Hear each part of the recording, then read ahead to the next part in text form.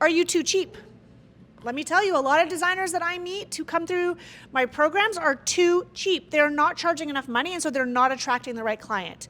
Or are you giving your consultations away for free?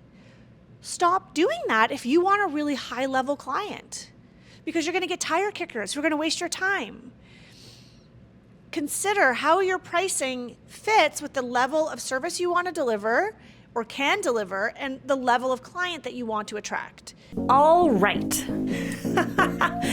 I'm Rebecca Hay, and I've built a successful interior design business by trial and error, podcasts, online courses, and so many freaking books. Over the last decade, I've grown from an insecure student to having false starts to careers, and now I'm finally in the place where I want to be. Throughout my journey, it's been pretty obvious that I'm passionate about business and helping other entrepreneurs do the same. Each week, I'll share tangible takeaways from my own experience and the experiences of other badass women to help you build your confidence and change your business.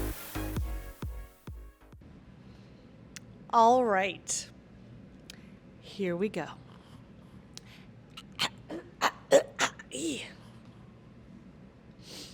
Hey, it's Rebecca, and you are listening to Resilient by Design. Today's episode is all about bringing in those ideal clients on repeat.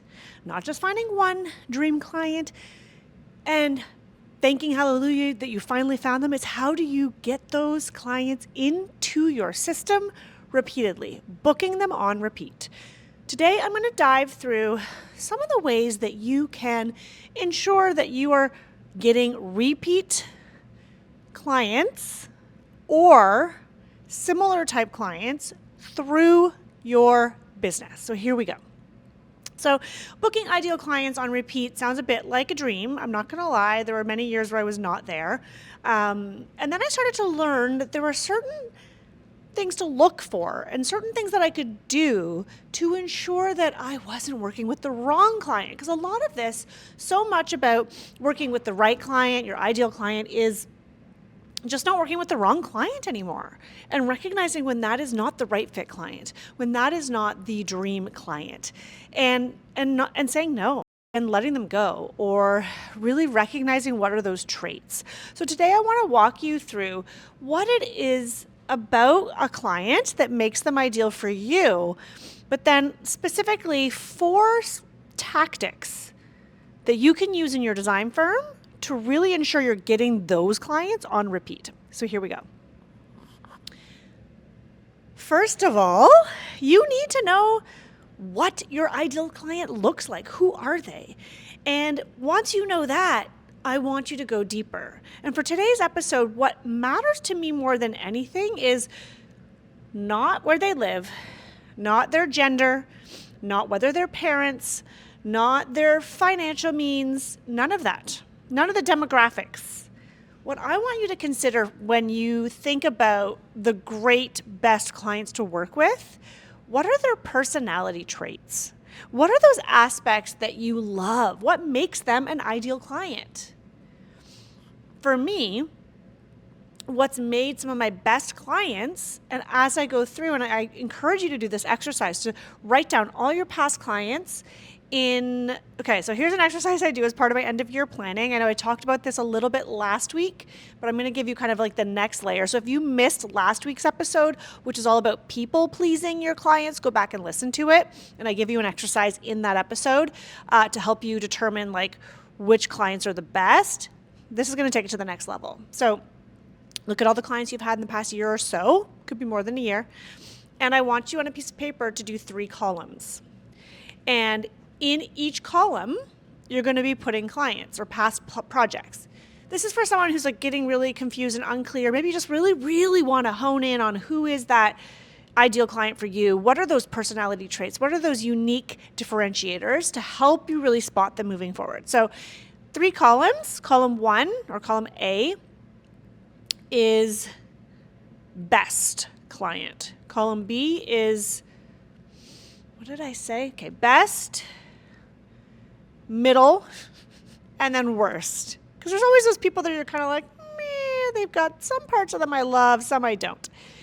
And I want you to put your clients into this sort of good, better, best client scenario, columns. And I just want you to think about it. And it could be financially, it could be that they were fun to work with, whatever it is, just put them into columns. And then I want you to look at the column that's the best column and determine what was it that they all had in common. And you'll likely find there are certain traits that those clients have in common. For example, in my situation, when I go through this exercise, in the past, the first time I did this, I was quite dumbfounded to see that, the clients that were in that best column that had the most, that what they had in common was that they were all very understanding and easygoing. So when something went wrong on a job site, they didn't jump to conclusions, try to finger point, or point blame on someone. I had a client in the worst column that was, as soon as something went wrong, she immediately assumed the worst in everyone. She started to question, well, if the Tyler did such a bad job, then what can I even imagine is on the inside of the walls? Did they even build the wall properly? Like, it was, whoa, next level. She was in the worst column. So who's in the best and what do they have in common? Were they easygoing and understanding? Maybe it is financial. Maybe budget wasn't a question for them. Maybe they had deep pockets. Maybe they all really valued art. Like, what is it for you that you see that's a commonality in all those clients that are in that best column? Those are the traits I want you to focus on as we go through this exercise, okay? So do that exercise. I feel like I'm giving you work. I feel like it's a workshop. I can't help myself. It's the teacher in me. I'm like, let's do it step by step. So that's the first step, is figuring out who your client is, but really getting to know what those traits are. This is an exercise we actually do a full deep dive module on inside Power of Process. So if you love this and you want to go deeper on it, then you're going to love POP. But for now, for today's podcast, just do this exercise. Okay. Now that you know, more or less, maybe you have some adjectives written down on a piece of paper, who that client is, or maybe just the top of your head, you're like, no, I want them to be trusting. They really value antiques. Whatever it is for you. I want you to consider this is the first tactic. You need to get clear on your messaging. And what I mean by that is, how are you talking about your services? Whether it is online or in person, how are you talking about your services? Are you mentioning these things? If you are someone who, maybe that resonated with you, like all of your best clients love antiques, they maybe have some, or they really value investing in them, well, maybe you should talk about that. I don't know, just saying. You might actually attract the right client. Or maybe it's like, well, they're easygoing and like they're not high strung, right? They don't get all cut up in a tizzy when it's the wrong tile that's laid and we have to redo it or something like that. God forbid, that's awful, but it happens, right? So what would make the messaging fit that client? Well, you could talk about, our clients love to hand over the reins, right? They're not involved in all the details and they understand that problems will arise and we are there to solve those problems. You could talk about how you troubleshoot all the time, how you are like firefighters as a designer, how you problem solve all the time. You're letting a potential client know that things are going to go not according to plan. And so it's really important they understand that, but they know that they have you. It's communicating to those clients, right? And letting them know. It's your messaging. So what are some of the key messaging points that you can consider that you could weave into some marketing? You could weave it into your Instagram, you could weave it into your website, to articles, to when you meet somebody at the golf club, when you meet somebody at school pickup, you could talk about that, right? These are the things that are going to matter because you want to get people who value or embody those traits. And then when it comes to your messaging, getting clear on it, what it also means is how you pre-qualify your clients because, and we talked about this in the last episode of the podcast, you want to make sure you're hitting these key points. So if you don't already have my discovery call script, please go download it. It is free, RebeccaHay.com/discovery. Take it, make it your own, add in fact, I feel like I need to update the script to add in some examples of this, but to add in, what are those key messaging points you want to make sure you hit when you're having that call? Maybe it is antiques. And the client may not ask that, but when you tell them about your service, you can say, we typically work on projects where we are doing a complete decoration of their main floor. Often our clients have beautiful antiques. We love sourcing antiques. There's so much history, and it really creates an eclectic, curated design. There's always, as you may know, if you haven't, you can ask your clients if they've been through a reno or if they've decorated before. And if not, you can say, well, or if they have, you could say, as you know, or if they haven't, you can say, well, let me tell you, a lot can go wrong on a job site, and it's really about how we react. That's what we're there for. Our clients really trust us to oversee the contractors and the trades, and when situations arise, because human error will happen, we are there to help troubleshoot.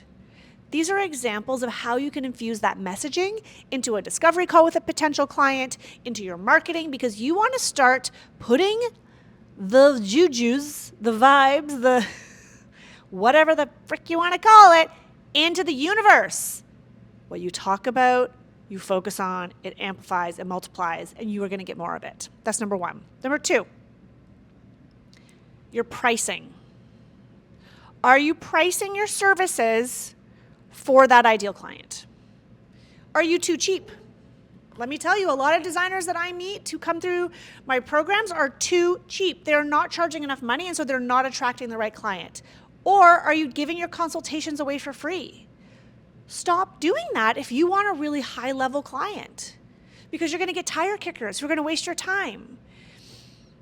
Consider how your pricing fits with the level of service you want to deliver or can deliver and the level of client that you want to attract. If you want to get those ideal clients on repeat, you're going to have to say no to some clients. And this is something that they don't really tell you a lot, because we're all service providers. We just want to serve everyone. But I can tell you, and I'm getting really passionate, I'm getting really loud. Sorry to my editors who need to tone down the volume. But when I started putting proposals together for clients that were too expensive, or even just having that conversation in a discovery call and letting them know ballpark pricing that was beyond what they wanted, when they would come back to me and say, well, we were really hoping to do it for only this amount, or someone else told us we could do a kitchen for this amount, I would simply say, I used to be able to do that, but I can't. I used to work with IKEA kitchens, but we don't anymore. They're not even your client yet. Don't worry about people pleasing. If you are, go back to the episode from last week. This is where your pricing is going to disqualify people. And I'm not saying jack your prices to the moon and charge what some of the luxury designers in your town are doing, unless you're there.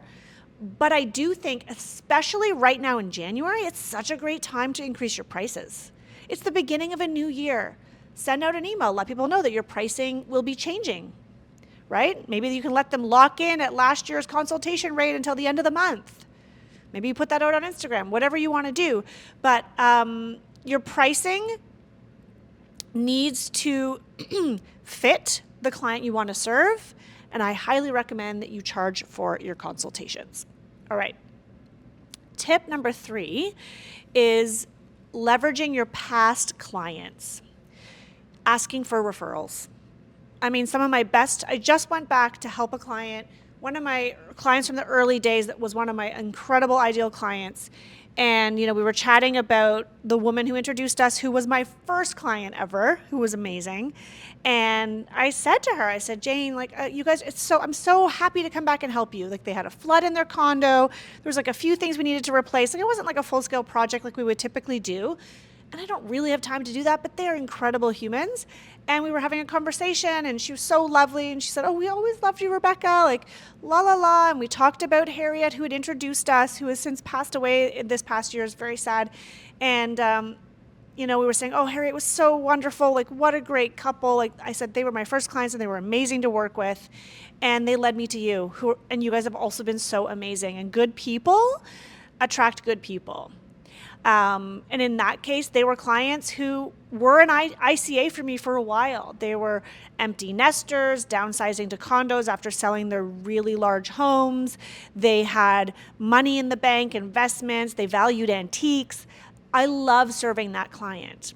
And referrals are your juice. They are your lifeblood in a design business if you have a great client. Now, I don't think referrals are great from everyone because you've heard me, if you've been listening to this podcast for a few years now, you've heard me talk about the bad client loop, or what I now like to refer to it as, because no one's bad, they're just not right fit for you, the budget client loop. And what would happen was, I remember I worked on a TV show on HGTV, and the host, love him, referred me to somebody on his team. He was like, this person is doing a reno, you've got to help her. I'm like, great, oh my God. I was like, this is amazing. Like, a celebrity thinks I'm great. So like, oh my God, I'm just like the best. I go to work with her. She's so lovely. But guess what? No budget. Like, it was a reno decor for a rental. And it was because I was doing budget stuff on television. But then guess what? So she referred me, which was so generous of her, but she referred me to another couple. Nice neighborhood, budget. They referred me to another couple. And then that couple, I went to their house and I walked in and I was so disgusted by the state of affairs in the home. And I thought to myself, these people do not have the money to hire me. And I declined even putting together a proposal. And that was for me a real wake-up call. You can be in a referral loop, but if it's not the right loop of the people that you want to serve that really fuels your creative passion, you need to get out of that loop. So referrals for the sake of referrals are not the answer, but finding that right fit client who can refer you is the best. And I teach inside my courses like scripts of what can you say? What can you say in an email to a client to ask for their referral? Because I don't know if you're like me, but I used to be kind of nervous to ask for that. It felt like I was asking so much. They already paid me. Like, does that make me look desperate? Is like, what if they weren't really happy with me and they don't want to say it to my face? So it's like better not to ask them for the referral because maybe they don't want to refer me because, I don't know. I had all these stories in my head. But if you can get a good client referral and all you need to say is, listen, we have loved working with you. We would love to work with more clients like you. Do you have any friends? Et cetera, et cetera. You can also get them to write you a Google review, which will be really incredible. And that's something too. But referrals, if you can get directly in front of another person, that is gold. Okay. This is still kind of part and parcel to, this referral. And this is just kind of a bonus tip. And then I'll move on to number 4. But the bonus tip that has to do with leveraging those past clients is you need a newsletter. And I think I'm trying to think if I've done other episodes about this. If not, I will do one this year because I think it's really powerful. It was really powerful for me. And it's especially helpful when you're looking to attract clients in a slower economy, when you need to nurture them and you want to get them to know you better because they're not always looking at your Instagram or your website. A newsletter is very profound. A newsletter could be something, you don't even need a platform. You can just send an email from your Gmail, really, and you just BCC your 10 clients when you're starting out. But eventually you might want to move to like a MailChimp or a Flowdesk, but you send a newsletter once a month, letting your past clients and present clients and maybe potential clients know what you're up to. Here's what we've been working on. Here's what's going on. Here are the trends we're seeing. Here's what's happening in our city. And you stay top of mind. This is how I have had past amazing clients come back to me for, hey, we're getting older and the couch is a little bit low. Can you replace that with 2 custom armchairs? Sure, no problem. Or get an email, hey, Rebecca, it's so great to see you're doing so well. I just told so-and-so about you. I love your updates. Being top of mind with past clients and current clients, especially if your clients are like mine have been, which are very busy working professionals, email is the best way to get in front of them. It will also help you to attract clients who are thinking about doing something maybe a little down the road, right? And that would be if the economy is slower and people aren't quite ready to pull the trigger, maybe they're afraid because of maybe they've been laid off, and they want to do it, but they just need to get that next job. Or maybe they're just a bit nervous because of interest rates, because they might need that. Keep top of mind for those clients. I did a really great episode. It is called Attracting Clients in a Slow Economy. So if you are feeling like that is you right now, go listen to episode number 119. And you can kind of get some tips inside of that episode 119, and that might help you. Okay, last tip number 4 is, I'm like looking at my paper. Here we go. Communication. And communication with your clients to understand what it is they're looking for. And what do I mean by that? I mean, if you want to book ideal clients on repeat, you need to understand how you are serving your existing client really, really well. So what is it that they love about working with you? You need to have open conversation and communication with your client. Because if you don't have your finger on the pulse of how your clients are doing or how they're feeling about working with you, then it's going to be really hard for you to get them, A, to refer you, right? And B, it's going to be hard for you to understand what your secret sauce is. What makes you different so that you can really bring in those additional clients.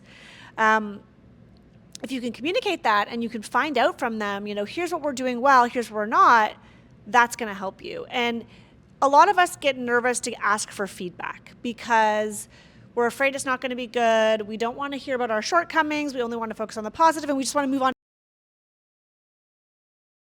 Send your clients a survey, or send your clients a request for sort of like a testimonial, not necessarily on Google, just like internally. You can get a lot of feedback that can help you position yourself for the next client, because you want to be able to also get that client to be a raving fan. And if they're not a raving fan, it's going to be hard for them to tell their friends about you, for you to keep getting those ideal clients on repeat. So I really recommend that you send a survey to your clients, whether it's midway through when you're really hot and heavy, or at the end, but don't wait till long after you're finished, because your memory is not elastic enough. It doesn't hold on to all that information. They tend to move on. I think the messy middle could be a good time, but you have to use your judgment. And just send them a short survey. Get them to ask specifically about certain aspects of your service, and ask them and give them some opportunity to respond, like in paragraph form if they want. Then you could also ask for their testimonial if you like. But the trick here is not just trying to get a 5-star review. It's actually looking at how you can better your business practice. And a lot of us don't want to see that. And we get nervous because we don't want to be criticized, and we don't want to think that we have to change things because we are so tired and we are overworked and we're overwhelmed and we barely have the time to do the thing we're trying to do. And so if I find out from them that they really didn't like the process of me putting together the decorating, oh my God, what does that mean? I have to reevaluate that. Yeah. But that's how you're going to grow a better, stronger business. And so if you can communicate with your clients in the messy middle or right towards the end of your project and find out from them, what is it they love about working with you? Where could you improve? What is it about your process that really worked for them? Maybe there was anything that didn't work for them. What did they wish could have been done differently? These are hard questions to ask, but it's only going to make you better, because then you can really improve so that you can continue to get incredible clients. Okay, I hope those were helpful tips on what you can do. Ultimately, booking ideal clients on repeat, it can happen. You just need to put a little bit of extra effort into getting the message out, making sure the wrong people don't slip through the cracks, right? Saying no sometimes even when it's scary. Recognizing red flags. Again, I share some examples of red flags in my discovery call script, because when you just take on any job, because maybe you're afraid, and maybe you have to, maybe you need, maybe there's no other jobs in sight and you don't have a cushion, so you can't say no, then you have to do what you need to do to survive. But there will be people who come your way who It might seem like a good idea because you want the money, but ultimately they're not your ideal client, and they may not even make you any money because you might end up putting in more time than you're billing for. You might lose money. Like, pay attention to those red flags. The only way I started to get better clients that were like, okay, we'll follow your process. Okay, room totals only in your proposals. I don't need to see every item. Okay, we won't shop with you. Okay, we'll wait 6 weeks for you to present the design. Not every client was okay with that. I had to say no in the sense of, and by saying no, sometimes all it is the proposal's too high for them. I'm sorry, that's the price. Or we really don't have any availability until 2026. Whatever that looks like for you, turning down a client. But let's get intentional this year because I really want you to work with those amazing clients and have the best year yet. All right, if you enjoyed this episode, please share it with a friend, someone who you think could use it, who could listen to it. I would love for you to leave us a review. Those reviews go a really long way to getting more ears on our podcast, and it means so much to us. If you're enjoying this episode and you appreciate all this information that you're getting for free, all I ask in return is that you could please leave us a review, YouTube or on iTunes. That would mean the world to me. I'll see you soon.